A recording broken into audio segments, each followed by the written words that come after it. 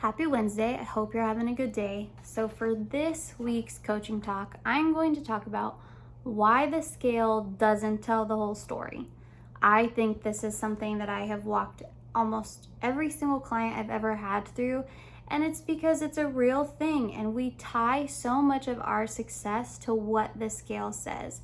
So I really want to take some time today to talk about why I use this scale in my coaching, why it's important, but why it doesn't always tell the full story, and things we need to be on the lookout for and things we need to understand when we're reading that number every week. So the first thing is the scale measures the total body weight, right? It's not just body fat. So when we step on a scale, it's measuring, water, digestion, sodium, carbohydrates, exercise hormones. It's measuring everything that's going on in our body at once for that specific moment of time and for that specific day. So I know we've all done this. There have been times where we do everything right and we still see the scale go up. So I want to talk about why that doesn't automatically mean fat gain, or automatically mean that we're failing at what we're doing. So like I said a second ago, and I have my notes, sorry. I'm always looking down at my notes, so I stay on track. But the scale measures more than fat, okay? It measures muscle, water, food in our digestive tract, waste, glycogen. It cannot tell the difference between them. And yes, there are a lot of scales now that have this stuff where it tells you, your body fat percentage and your water retention percentage and your muscle the amount of muscle that you have on your body. And these are really good, but we also have to understand that they're usually not very accurate. And here's what I tell a lot of people. If you use that one scale the entire time on your fitness journey, you can trust those trends because the level of error is going to stay consistent the entire time because it's the same scale. But you also have to realize if it says, that you're 40% body fat, that might not be super accurate. The best way is to go get something like a DEXA scan, which is a true way to test and see your muscle percentage, your body fat percentage, your visceral fat percentage, all of those things. But if you do have one of those smart scales that tells you all those different things, as long as you use it the entire time, that level of error will be consistent so you can see the trends on that scale. Okay, so I hope that helps a little bit. But just remember, the scale as a whole, when we get on that big giant number, consists of all those things. It consists of how much muscle we have on our body, how much water is in our body, how much fat is in our body, how much food is still in our digestive system, all that stuff. So it's very important to understand that it's just one piece of the puzzle and it's not the entire puzzle. The other thing to remember is that I'm going to talk about all these reasons the scale might go up in a second, but this is another reason why I only have my clients weigh in once a week, because we're looking for a trend. And weighing ourselves daily is not going to show a consistent trend, right? It's going to show us our fluctuations daily, but when we go week by week, sorry, my kids came in, as I'm sure you heard them screaming in the background a minute ago, had to solve that problem. But what I was trying to say is when we go week by week and we pick the same time of day to weigh ourselves, so usually I tell my clients, weigh yourselves at the exact same time every day, and I recommend it being first thing in the morning, after you've used the restroom, before you've had anything to eat or drink. And it gives us a true representation of, okay, if I weigh myself every Friday at 6 a.m. after I've used the restroom, and when you can either be in the same clothes or you can not have any clothes on, but it builds that consistency of that trend so that we can see the trends of what the scale is doing. So that's why I don't recommend weighing in daily. I recommend weighing in weekly. But I want to say, sorry, my brain is stuck on my kids. I want to talk about why the scale can move daily and sometimes even weekly, and how, like I said, it doesn't tell the whole story. It's not the whole picture. So the first thing, which most people know about, but sometimes they don't, is sodium and water retention. So higher sodium meals, so salt, meals that are super salty, heavy in salt, often cause temporary water retention. So what happens is the osmosis in our cells, and we take all that salt and we hold on to that water. And so if you suddenly have gained 3 pounds overnight, it's almost never 3 pounds of fat. And that's one of the problems with weighing in daily. So for instance, I've had clients who, don't heed my advice and they're weighing in daily and they're like, oh, last night I went out and I had tacos and a margarita and I hung with my girlfriends and this morning the scale was up 4 pounds. And I'm like, well, yeah, because you have water retention. Your body is holding on to everything from all the food that you just ate last night. So we have to be mindful of, the fact that sodium and water retention go hand in hand, and it's a real thing based on the meals that we eat or the drinks that we drink. The next thing, which just usually surprises a lot of people, is heavy training. So if you're brand new to lifting really, really heavy and you've just started, hard workouts with weightlifting cause microscopic tears in our muscle. And that's why I always say we are tearing down in the gym and we are building up in the kitchen, right? But it creates microscopic muscle damage. It makes these little tears. And during recovery, the body actually pulls water into the muscles, and that often can increase the scale temporarily. So you have what's called swelling, right? Our muscles swell with some water. We tore them down because it's brand new. Our body's not used to it. And now we have swelling in our muscles. So there are oftentimes I'll have clients that start, they were kind of lifting the first couple weeks, and then I'm like, hey, I need you to lift more than 10 pounds. I need you to lift more than 20 pounds. And they push themselves and they start lifting heavy. And then their next weigh-in, they're like, oh, I'm up 2 pounds. I'm up 3 pounds. And I'm like, yeah, because you started lifting. And then what we tend to see is the week after that, they're down 4 to 5 pounds. So they've actually lost a pound or two from that previous week because the body is like, this is what we're doing. We're lifting heavy weights. We don't need to hold on to so much water. The swelling has gone down. That water retention between the muscles and the body kind of balances out and things end up being okay. So that's actually a really common one I see a lot that most people don't realize. Another one is carbohydrates and glycogen. So carbohydrates are stored as glycogen and glycogen stores water. So higher carb days often increase the scale temporarily, right? This is all temporarily. So you'll often see people, again, it's usually on the weekend where they're like, I went out and I had this meal and I did this and, I gained 5 pounds. Or you see this a lot when people go on vacation, right? They're like, I gained 8 pounds over vacation. But then I'm like, well, what were you eating on vacation? You're probably eating highly processed foods, which have a lot of salt, right? A lot of sodium. You're probably eating a lot of carbohydrates. And so it gets stored as glycogen, and glycogen stores water. And so now you're up 8 pounds from your vacation, but you didn't put on 8 pounds of fat in 4 days. Like, that didn't happen. You have water weight, maybe a tiny bit of fat, and your body just doesn't know what's going on. Your digestion is off. It's just holding on to everything. So that doesn't make a full picture either. Then the other thing, like I just kind of touched on, is digestion absolutely matters. Food has weight, okay? Constipation, large meals, and digestion can affect our daily weights. A bowel movement can sometimes weigh 1 to 2 pounds. And I know that sounds silly and it sounds crazy, but it's part of the reason I tell people, weigh yourselves in the morning after you've gone to the bathroom, before you've had anything to eat or drink.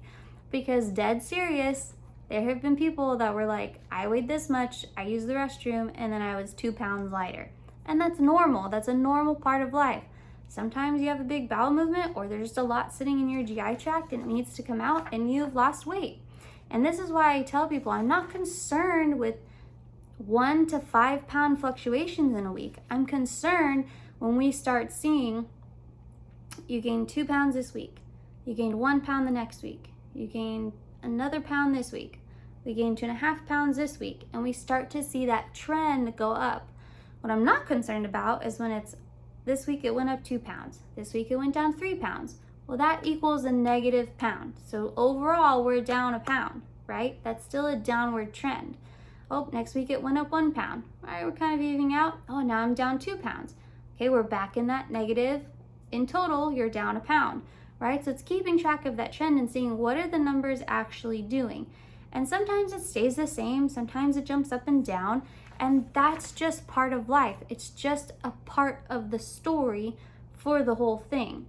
And then this one I really want to take some time to touch on because it matters a lot. And this is concerning if you're a woman, right? Women's hormones and menstrual cycles totally mess up the scale every single month. So during the luteal phase, before a period, many women retain a lot more water. They retain a lot more water. We experience bloating, we have cravings. That's the hardest part, right? And so we're either craving sweet or salty or both. And so now those are also things that are going to cause us to hold on to water because we're eating those, we're giving into our cravings. And the thing is, the scale is going to go up, and fat loss can occur underneath all those fluctuations. And I always tell my clients, like, if I have a wow, so my brain was going way faster than I was trying to talk just now. When women come to me and they're like, the scale went up, I usually say, what phase of your cycle are you in? And they're usually like, oh, I'm just about to start my period, or I'm on my period this week. And I'm like, that's why. That's why the scale is up. That's why we're here. Tell me what the is next week when you're off your period, and we'll go back to seeing that trend. All right? Because that's such a big thing, is that people just get so stuck on this. And part of me understands the idea of weighing in daily because we want to see progress. We're progress-driven people. We need to see that something is happening. But often, what we don't realize in the realm of weight loss and health is that we have to back up and view this as 1 month at a time, 3 months at a time, 6 months at a time. And what are those trends doing, and what do they look like? Because that's going to give us the whole picture. Because life in and of itself is full of up and downs. It's not always just this linear progression. Yeah, it would be nice every single week to be losing weight, but that's not always real life. So we have to focus on the trends. So we don't want to ask, what did the scale do today? We want to ask, what has the scale done over the last 2 to 4 weeks, over the last 8 to 16 weeks? And what does that trend look like? And the biggest thing is that if we put it on a graph, we want it to either trend like this, and it's still going down, but it's had ups and downs, or we want it to trend like this, right? And we're still going down. Overall on that graph, the trend is down. The problem comes in if it stays here, right? We might dip and then it stays, or if we dip and then go up, and then dip and then go up, and now we're trending up, right? So we have to see the trend. We can't just cut more calories or cut more fats or cut more carbs because I gained a couple pounds. Like, that's not how it works. We need to see the trend. We need to see the full picture. We need to see the consistency of it. So we have to see what's going on overall in this big picture, and then we can make adjustments from there. So it is a little bit of a waiting game, and it is a little bit of patience. And something I want you to think about, which is kind of a fun little analogy when it comes to fat loss, is I want you to think of fat loss as a backpack. We're going to call this the backpack analogy. And so you have a backpack, right? When we were in school, we all had backpacks and we put all our books in it and this and that. And I want you to think about fat loss is removing books from the backpack. So every time a pound of fat comes off, I'm taking a book out of the backpack, right? But water retention is I'm adding water bottles to my backpack. So sometimes you can be losing fat while temporarily holding more water at the same time. And sometimes we take books out of our backpack, but if we put 3 water bottles in it, it's gonna feel heavier even though I just took 2 books out. But all we have to do is make sure we take the water bottles out too, or let the water bottles come out over time on their own, and the backpack will still be lighter because we're not adding books back. The books came out and we didn't put them back. So if you get frustrated, think of it as a backpack analogy and make sure that we're looking at the trends. That's super, super important.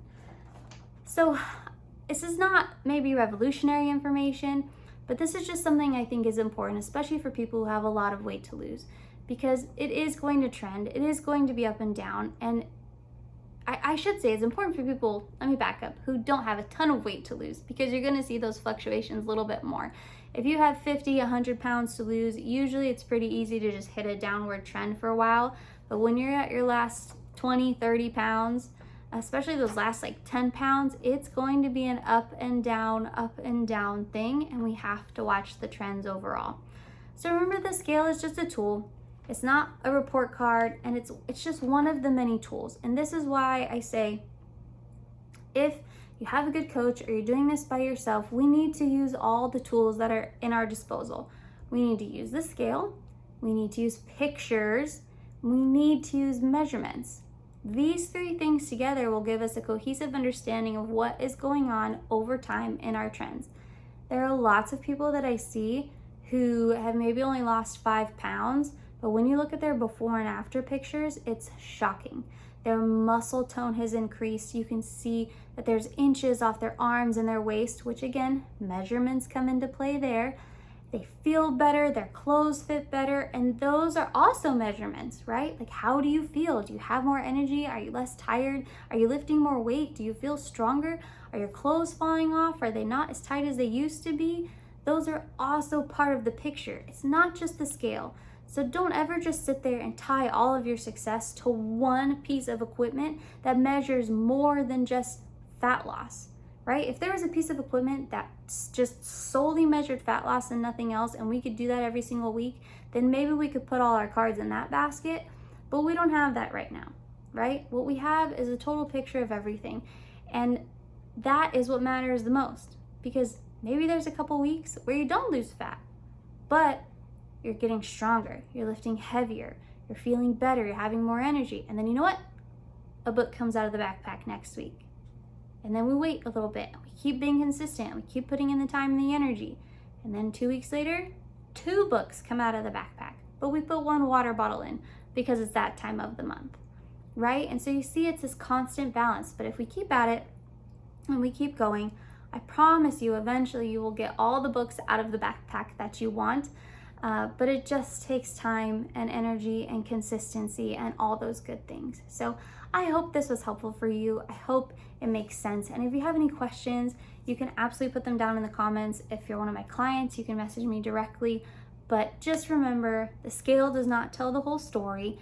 And I hope you realize that you are successful in what you're doing as long as you don't quit, you keep going, and you're consistent. So I hope you have a good day. I will talk to you next week.